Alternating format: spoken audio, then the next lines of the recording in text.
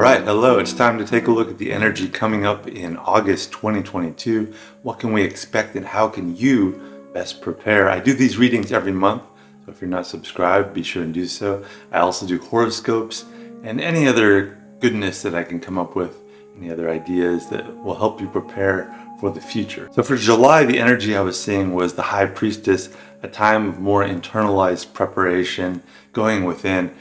I'm seeing something almost the total opposite of that in August, which is the King of Swords. And if you think of the High Priestess as a time of going within, you think of it as a slingshot going back and back. And August is going to be the time when that slingshot is released. So a lot of people are going to be implementing major plans, basically the biggest thing that they can do in 2022. That's going to be happening in August. A lot of different plans and a lot of things are going to be coming into play.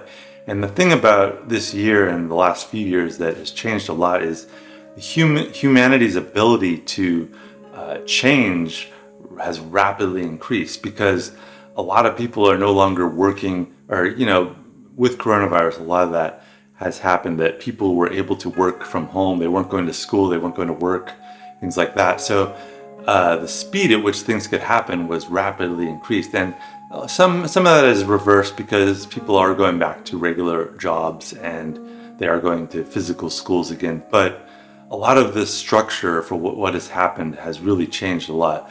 And you can think about it most noticeably perhaps in the financial sector in the last 10-15 years, with things like Bitcoin, NFTs, and other monetary vehicles.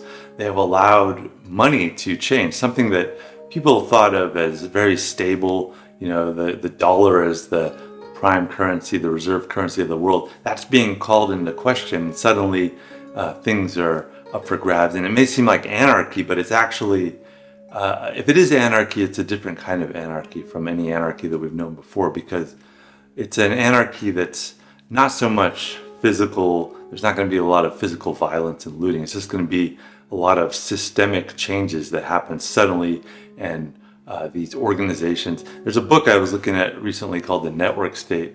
The guy did an interview with Tim Ferriss. It was pretty good. If in the 2010s, we started to ask a question that we had never really asked in the 2000s, and that question was, what is a currency? Okay. In the 2020s, we're going to start asking the question, what is a nation? You're turning a constant into a variable.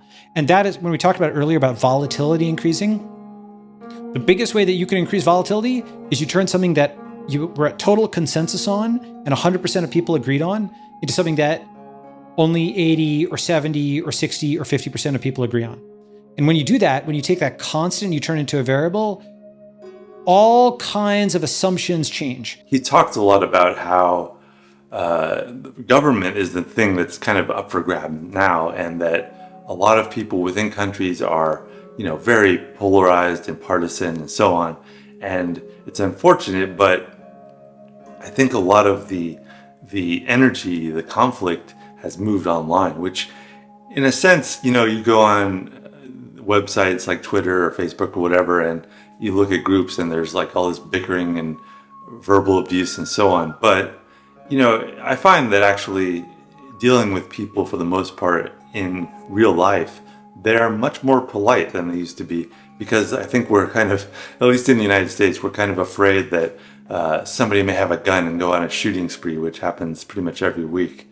So whatever reason, I try to just relate to people as people and view them as people that, if they're not in an ideal state, maybe I can help them, but not judge them.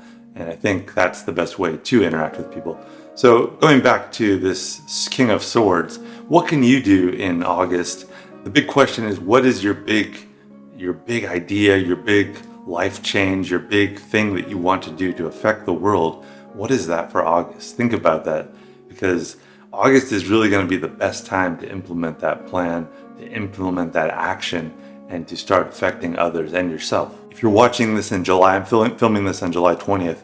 If you're watching this then, you still have time, plenty of time to prepare. And even if it's in August that you're watching this, you can still implement your plan. Just start focusing your energy on it and do it, because even if you're not ready, this is the month that if you can ride that wave of energy, then you'll be well situated to accomplish it. Even if you don't totally hit your goal, you're going to be a lot closer to it, and you can use the rest of this year to implement that action. Now, the King of Swords sometimes comes off, you can look at him, he seems like a very cold, calculating, even cruel dude, I guess.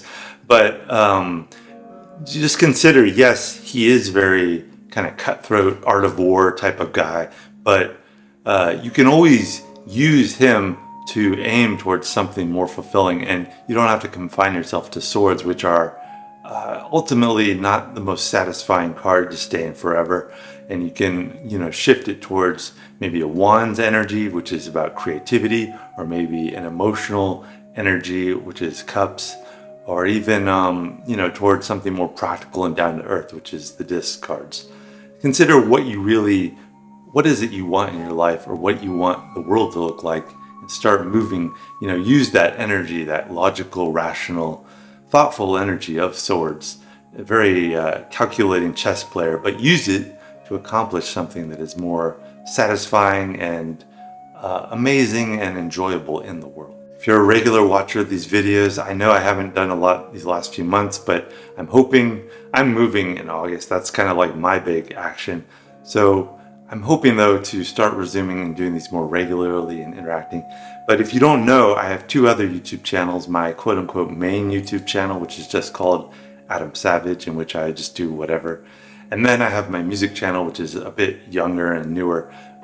It's kind of a work in progress, but it's coming along. And you are also welcome to check those out if you want more regular videos from me. But I will try to replenish this channel as well in the coming months, and I hope to have a lot more content coming. You can always contact me directly through here, and I hope to see you in future videos. Bye.